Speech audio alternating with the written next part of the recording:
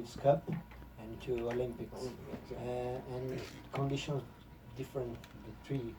But when Davis Cup on clay, but in Florianopolis, it's similar. What are you expecting here in Rio? And you are coming from a not good result in Buenos Aires. What are you expecting to do here? Yeah, like you said, I mean, I really nothing to expect because I was not playing great in the last few months, not only in Buenos Aires. So there's really no any expectations for me. It's just I'm just trying to work as hard as I can. I'm trying to be focused on my trainings and trying to see what's going wrong. Why I'm playing badly or why I'm not winning so many matches like the last few years. And just trying to kind of turn it around. So really, there is not much expectations for me in this tournament. I just need to focus on my first match and that's it.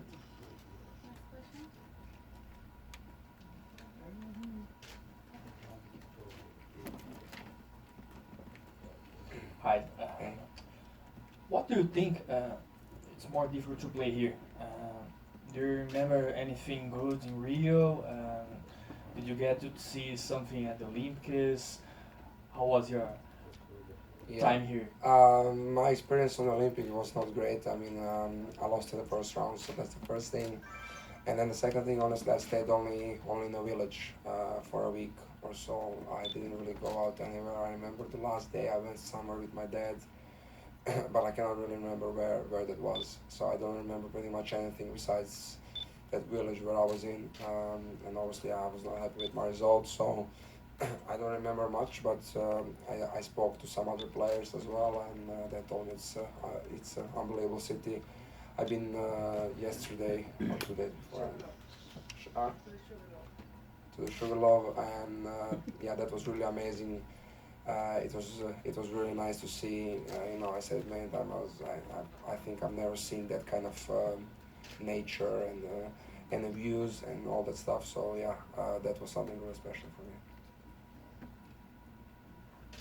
Borna, here in the South American swing, especially in Rio, the tournament has been kind of facing a hard time to get the top players to come back to play. Usually when they come, a lot of rain, a lot of humidity, and it's tough conditions compared to Europe. What changed in your opinion to come with your career to come here to Rio, and how can you compare the South American swing and the Europe? What do you players put on balance to take the decision to play the tournament? I mean, look, I think the first main thing is if you're playing better on a clay or on a hardwood or on indoor hardwood, because you can stay in Europe and you can play in indoor hardwood tournaments. I would say pretty slow conditions as well, indoor. Then you can go to America, to American swing, which is outdoor hardwood, and then you can come here on a clay. So I think that's the first most important part. Where do you feel the best on a clay or. So like I said, when I came to Buenos Aires, I said that in the last, I would say 2 years, I was feeling better on a clay, even though I didn't have my best results on a clay. But I think that's sometimes it's been luck or something else, but I've been feeling the best on the clay court, honestly. So, and the second thing was, last 4 or 5 years I was playing tournaments in Europe, and I have really never won a match. I'm not a huge fan of the indoor tournaments. I mean, it was a really nice experience also to be in France. I was there. It was super nice. Also very nice cities. Maybe it's a little bit more convenient for me because I'm there in Europe. But then at the same time, I just wanted to try something different. I heard many nice things about all of these countries, and I just wanted to try and see how I play. Obviously I didn't start my swing very good, so hopefully I can change the momentum now. Next question. Borna, you spend a lot of time in the rankings at 430 in the world, and last year you almost reached the top 10. What do you think it's hard to Up there, that barrier of the top 10. To what? To break the barrier. To break. Yeah. I think there's many things. I mean, obviously I don't know them so well, because if I knew them, I would maybe do it better. But yeah, I think, just to try to maintain that level of tennis, it's not very easy. I mean, at least I was struggling with that my whole career. I would have those big wins, and I would play some really good tournaments, but then I would come and play like a 3 or 4 really bad tournaments. So I think to try to keep the same level of tennis all the time, it's really tough through the whole year, especially because you have many different conditions of the clay, the hard, and the grass court.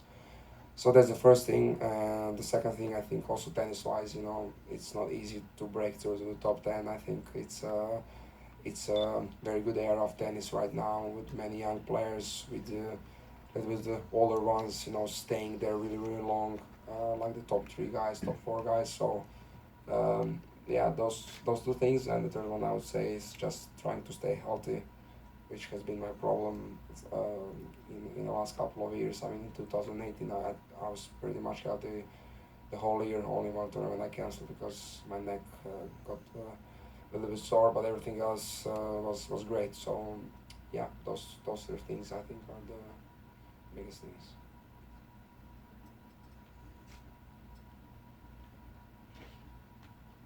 You told that you're not have a good beginning of the season, and you're starting to make a turnaround.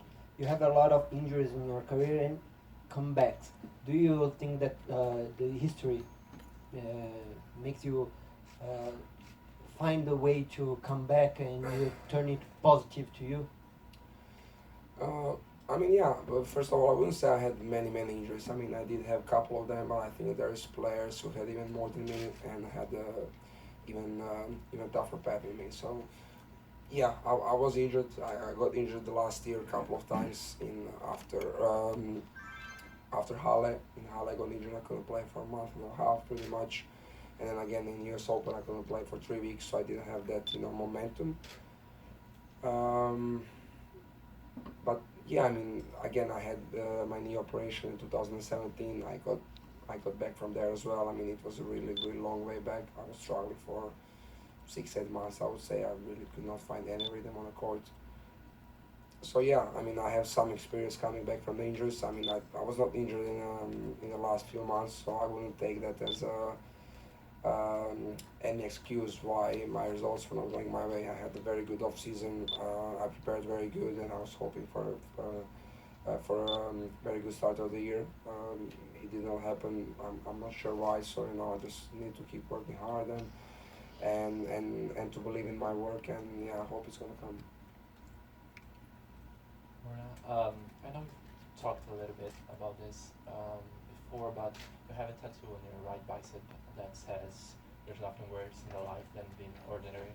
If you could share with us this experience of getting a tattoo, if it's something that you really, it's a sentence, a phrase that you really believe in. And No, I don't like it anymore, honestly. I've done it when I was 17 and a half or 18, so I wish I could remove it now. But I have the other one for my sister right here, and I love that one. We have the same one. I done it end of 2018, and that one I really like. This one, no, not really. I mean, I was young. I mean, it's okay. I'm not like, I'm also sleeping good with it. It's not bothering me so much. But no, definitely, it's not a phrase which I would use. Any other questions? Last one. you talked a little bit about your injuries. How tough mentally is it? We know that tennis is so individually and it's such a mental sport. How was it for you to face these new challenges in your career and to keep going through this mentally wise? Yeah, I mean, look, it was also in a way something new, but at the same time, I was injured a couple of times with 12. I had a big operation of my right wrist, so I was not playing for 9-10 months. Then in 2017, I had my knee surgery. I was not playing for 4 months. So I knew the feeling. At the same time, after that, I was pretty much healthy for 2 years. So getting injured in Halle, it was, again something new for me, and to be honest, I was not really coping with it really good. You know, I was just not used to that I need to stay in the bed for the whole day, especially because it was my external obliquus, and with that muscle you cannot do anything. You cannot do gym. You cannot do really much. You cannot do pretty much anything. You can just maybe walk, and that's it. So it was a new situation for me, and it was not easy. Luckily, I came back. I mean, I started to play after almost a month, even less, I think. You know, slowly building up to it, and then after that, again, my back got sore for like 2-3 weeks. I could not play, but it was not too long. And like I said, again, I think there's been players who had even worse injuries and even more of a break, and they came back. So I'm confident, and I hope that I can come back as well. Thank you, everybody. Thank you.